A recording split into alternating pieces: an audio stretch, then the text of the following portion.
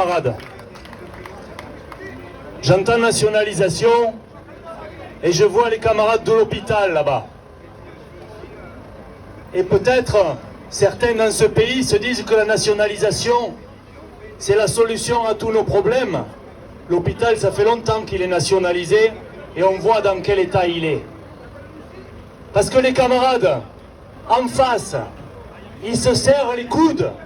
En face, ils sont cohérents.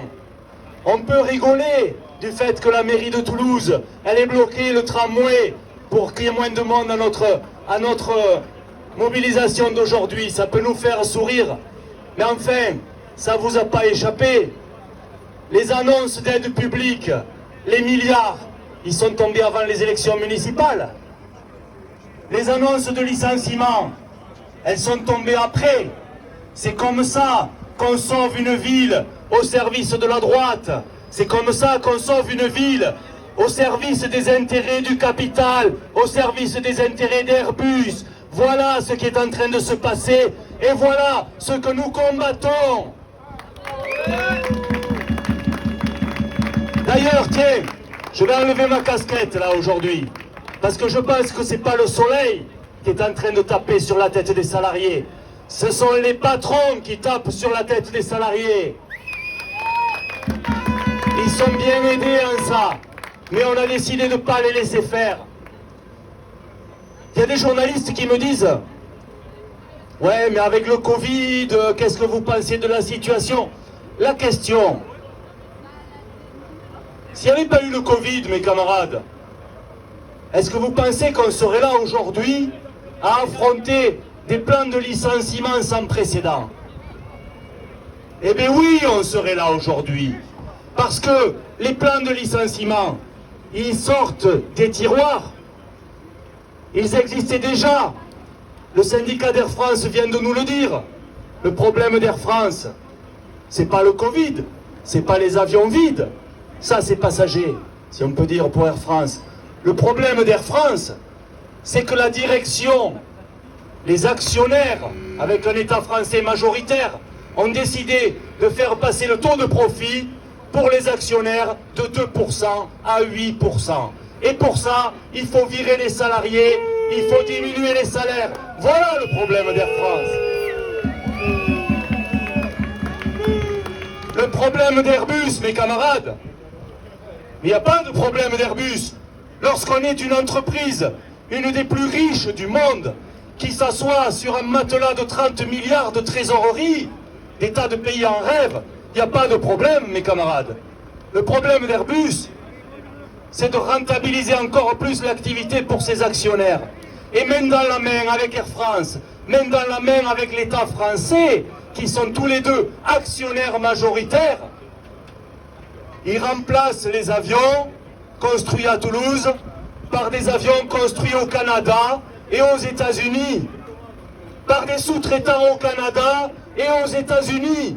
Ça veut dire le profit aux actionnaires, le travail dégagé. Et de ça, nous ne voulons pas. Et ça, nous le refuserons. Et nous gagnerons là-dessus, mes camarades.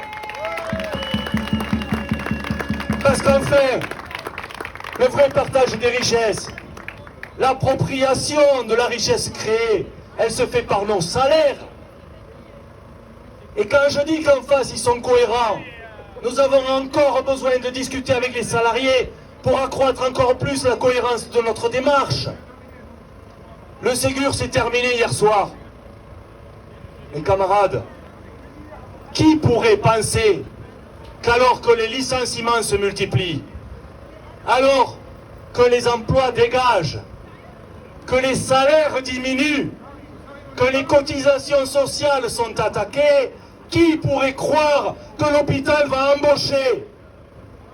Qui pourrait croire que l'hôpital va agrandir et répondre mieux aux besoins sociaux? C'est pas possible. Pas de financement, pas d'hôpital. Voilà ce qu'on est en train de vivre dans ce pays. Pas de financement, ça veut pas de salaire, pas de retraite. Un taux de chômage en hausse, des droits à la retraite, des droits au chômage, des droits à la sécurité sociale en baisse. Voilà ce que nous combattons. Parce que la période de confinement, Elle nous a démontré une chose qui doit être dans toutes les têtes aujourd'hui, c'est qu'en baissant massivement le temps de travail, en diminuant massivement la production, en s'arrêtant pour rester chez nous, on ne cherche pas à rester confiné chez nous, on ne cherche pas à ce que les libertés publiques soient attaquées, mais en diminuant le temps de travail, en faisant autre chose que chercher du travail ou perdre sa vie à la gagner, bien, la période de confinement, elle nous montre que les magasins sont pleins de marchandises, toujours aujourd'hui. Elle nous montre qu'il y a toujours de l'essence aux pompes. Et ça, il faut en avoir conscience. Elle nous montre que le vrai problème, c'est pas la disponibilité des marchandises et des biens de consommation.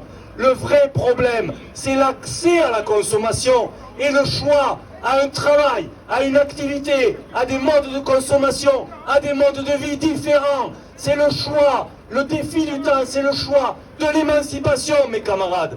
Et cette émancipation, on ne pense pas qu'elle va être gagnée par le gouvernement actuel. Les précédents, ils ne nous ont pas laissé beaucoup d'espoir non plus. Cette émancipation, ce n'est pas les patrons du CAC 40 qui vont nous la donner. Ils passent leur temps à faire tout le contraire. Ils s'émancipent à eux. Ils nous esclavagisent à nous.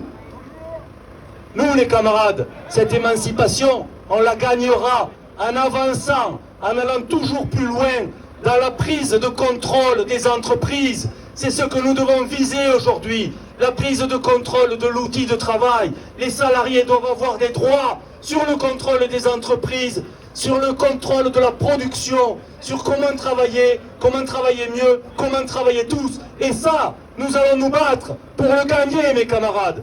Parce que l'emploi, les salaires, la diminution du temps de travail, c'est là-dessus que nous sommes aujourd'hui. Ce que personne ne dit, ça vient des travailleurs, ça vient des travailleuses, ça vient des salariés, ça vient de nous, ça vient des organisations syndicales qui ont fait le choix de dire non pas zéro licenciement, non, nous disons pas un emploi supprimé, ni dans le public, ni dans le privé, dans aucun secteur, pas un emploi supprimé, des embauches, des augmentations de salaire et une diminution massive du temps de travail. Voilà le rendez-vous que nous donnons. Voilà vers quoi nous avançons. Je le redis, réunion publique jeudi prochain à la Bourse du Travail, jeudi à la Bourse du Travail à 18h. On va discuter de tout cela, mais pas simplement d'avoir le meilleur projet qui compte. Du rapport de force que nous devons mettre en place pour le réaliser. Parce que ce monde-là, on va le gagner.